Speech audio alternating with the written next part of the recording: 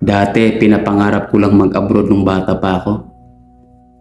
Makasakay ng eroplano, makatrabaho sa ibang bansa, at kumita ng malaking pera. At ngayong andito na ako, hindi pala madali. Mas lamang pa rin ang lungkot.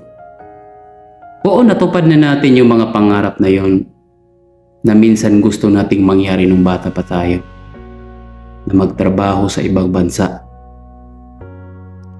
Ang pagiging OFW, masaya. Nakakatikim ka ng mga pagkain hindi mo madalas nakikita dyan sa Pilipinas. Nakagala ka sa mga lugar na mga magaganda.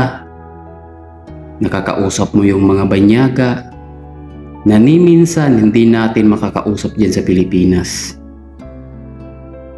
Pero mas lamang pa rin yung lungkot.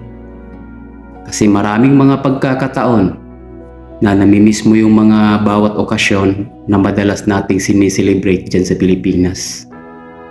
Like birthday, Pasko, bagong taon, piyestahan, binyagan, at kung ano-ano pa na merong gathering ang buong pamilya.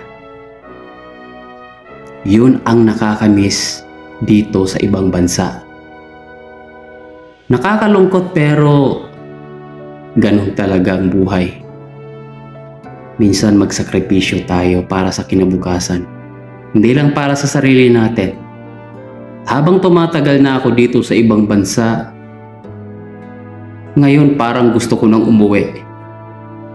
Yung iba naman, extend yung kontrata nila.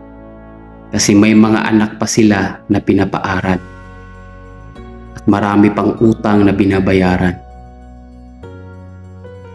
Ikaw kabayan, anong kwento mo? Kailan mo ba planong uuwi ng Pilipinas? Tara, usap tayo.